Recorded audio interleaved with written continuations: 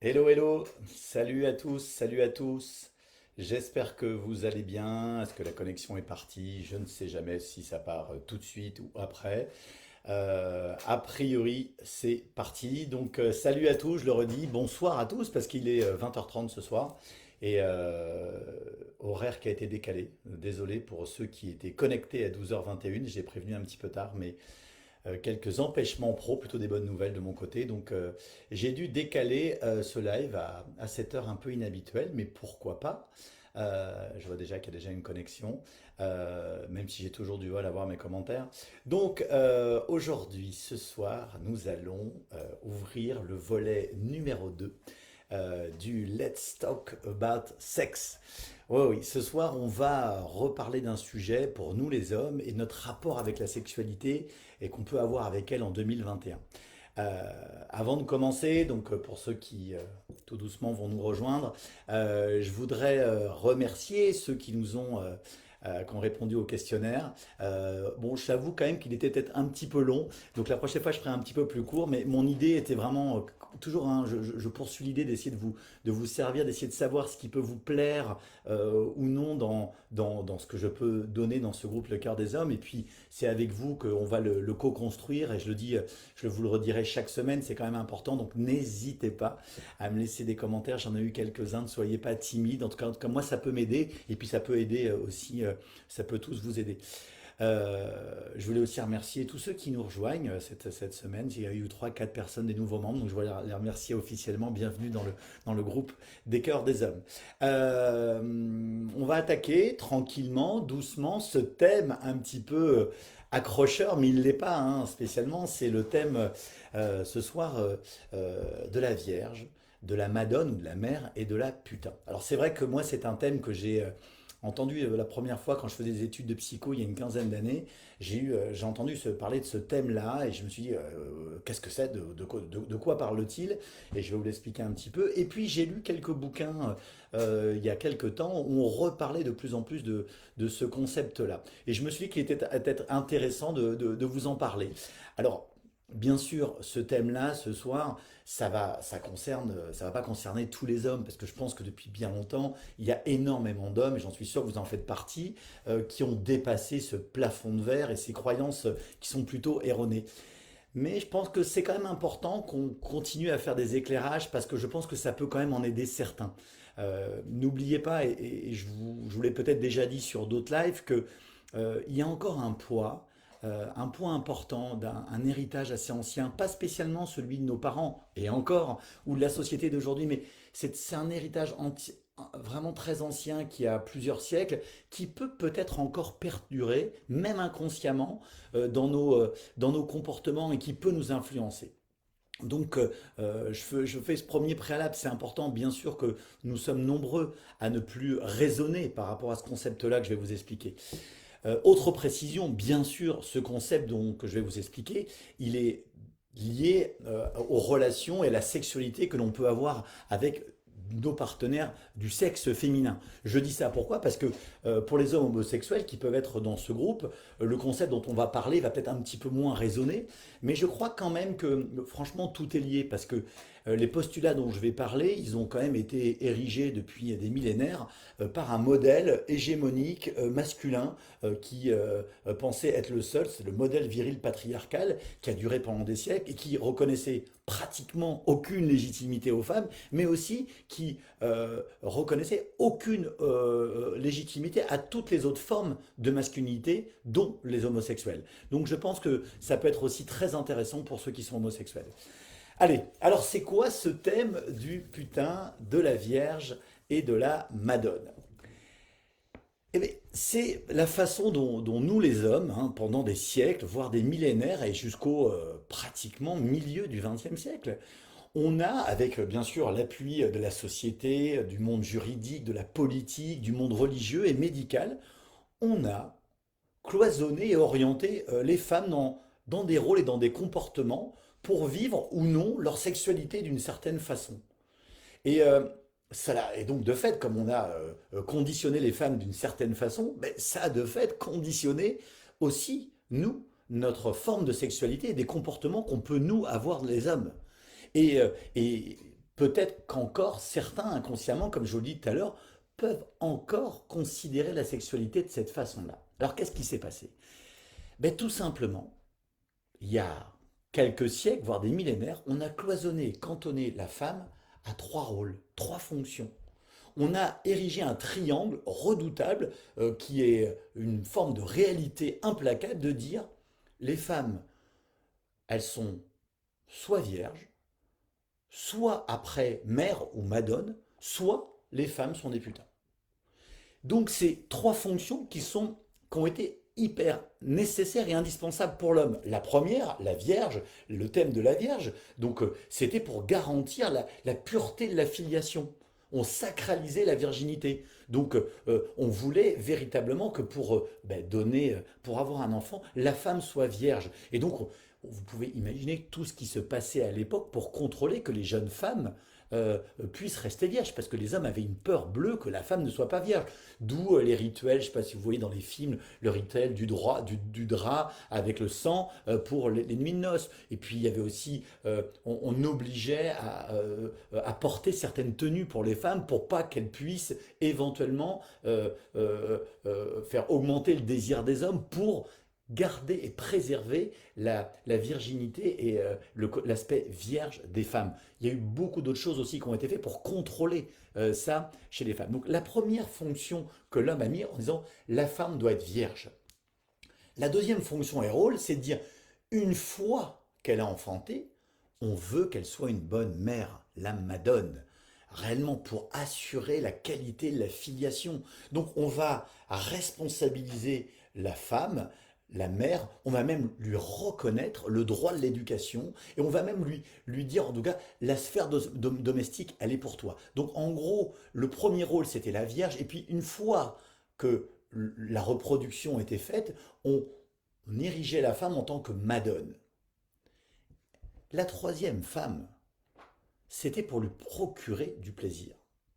Le problème, c'est que les trois figures, ces trois trinités que l'on vient de voir, sont complètement antinomiques. Alors l'homme, on aurait pu à l'époque dire on va entre guillemets superposer, on va unir harmonieusement en une image de femme complète capable de donner des enfants tout en étant aimante et aimée et être sexuellement désirable. Mais c'est pas du tout ce qui s'est passé. On les a catégoriquement et les hommes et c'est ça notre héritage, les hommes ont catégoriquement opposé tout ça. Donc on s'interdisait de jouir quand on aimait et de respecter quand on jouit. C'était vraiment incroyable. Freud disait à un moment que là où les hommes aiment, ils ne désirent pas. Et là où ils désirent, ils ne peuvent pas aimer. Il y a une autre phrase que je vais vous donner, c'est soit Marie ou soit Marie, couche-toi là. Donc cette trilogie de la Vierge, de la Madone, de la Mère et de la Putain, c'est quelque chose que les hommes ont érigé, mais qui n'ont surtout pas englobé. Ils l'ont véritablement découpé. Par conséquent, qu'est-ce qui s'est passé pour bon nombre d'hommes? Les hommes se sont encouragés, voire autorisés à vivre l'adultère, tout simplement, de manière vénale ou non. Et donc, jusqu'au milieu du XXe siècle, les hommes, ils avaient accès à la sexualité des femmes que soit par le mariage, mais c'était uniquement en mode reproduction. Et encore dans les années, au début du XXe siècle, l'acte de reproduction était fait avec des robes de chambre, limite avec des orifices, pour pas qu'on voit le corps nu de la femme et vice-versa. Et le coït était très rapide. Donc c'était une sexualité uniquement de reproduction. Soit, avec de l'argent, l'homme allait voir des prostituées ou des maîtresses. Et les deux étaient allés parfaitement ensemble. Et c'est ce qui s'est passé jusqu'au milieu du XXe siècle. C'est-à-dire, l'homme allait s'offrir des espaces pour des rapports charnels, déliés du sentiment et uniquement dévolus au plaisir. Donc un homme qui voulait de la sensualité, de la volupté ou de l'extase, il devait fréquenter d'autres femmes que la sienne. C'est ce qui s'est passé pendant des siècles et des siècles. Et c'est notre héritage. Je vais vous donner un exemple. Bon, c'est un petit peu ancien, mais à Rome, lorsqu'un homme prenait trop de plaisir avec sa femme, la femme pouvait aller s'en plaindre à son beau-père qui allait réprimander son fils. Vous imaginez où on était. Un mari qui était considéré trop ardent avec son épouse, il pouvait être beaucoup plus tard traîné au tribunal, où on pouvait lui dire que s'il a envie entre guillemets, de se vider, il était conseillé fortement d'aller au lupanar. Donc aujourd'hui, l'adultère, c'était pour celui qui avait un désir trop ardent de sa femme, mais il allait voir des prostituées ou des maîtresses. C'est exactement ce qui s'est passé et c'était complètement validé et appuyé par la société, par le juridique, limite et même quelquefois par le médical, en disant c'était comme ça qu'il fallait se comporter. Et donc, qu'est-ce qui peut se passer? C'est qu'aujourd'hui encore, même si beaucoup d'hommes ne réagissent pas comme ça, mais je vais vous expliquer, moi j'entends pas mal de cas encore en consultation avec mes clients. Donc il peut y avoir encore malgré nous ou inconsciemment des comportements similaires, ou encore l'homme aujourd'hui, il va scinder encore trop l'image de la femme. Et il va inconsciemment rejouer le rôle de la Vierge, la Madone et la putain. Et ça peut poser des problèmes encore très importants, personnels chez les hommes, car si on n'arrive pas à assumer son désir avec une seule femme, ben, ça veut dire qu'on ne va pas être clair, on va pas être aligné, on va se mentir à soi et on va mentir à sa partenaire parce que on va aller, comme on réprime son désir avec sa femme, on va aller le trouver ailleurs. Alors, combien d'hommes encore aujourd'hui? Et je vous le dis parce que, en tout cas, moi, je vous donne mon histoire et mon parcours que je peux entendre dans les consultations en coaching. Combien d'hommes j'ai entendu me dire qu'ils ne veulent pas mélanger une forme de sexualité avec leur femme. Certains jeux érotiques, ils ne se voient pas le faire avec leur propre femme. Et ils préfèrent de se mettre dans une situation autre, donc adultérine, donc moins claire. Alors aujourd'hui, il y a effectivement moins de bordel parce que c'est beaucoup moins accepté, mais aujourd'hui, il y a les sites de rencontres qui sont faciles. Il y a Gliden, par exemple, qui est même un site qui permet à des gens mariés de pouvoir se rencontrer, mais on va, entre guillemets, faire... entre guillemets, tout ce que l'on a, ces fantasmes érotiques ou ces jeux sexuels, on ne le fera pas avec sa femme. Et ça peut perdurer encore chez les hommes, parce que moi je l'entends. Comme, et donc on a encore l'image de dire que sa femme ne peut pas être celle qui nous donne du plaisir, parce que c'est celle qui peut avoir l'image encore, entre guillemets, la mère de mes enfants, celle qui était pure et celle qui va continuer à garantir une bonne filiation. Combien d'hommes aujourd'hui euh, ne peuvent pas toucher ou faire l'amour à une femme enceinte? Et pourtant, les femmes vous le diront, vous devez le savoir, les femmes à cette époque-là, dans cette période-là, hormonalement, elles sont au top, elles ont beaucoup de désirs. Mais il y a, pour beaucoup d'hommes, c'est impossible. Parce que on a l'impression que on ne peut pas, parce que c'est trop sacralisé. Donc véritablement, il y a quelque chose qui est scindé encore quelquefois dans la tête des hommes.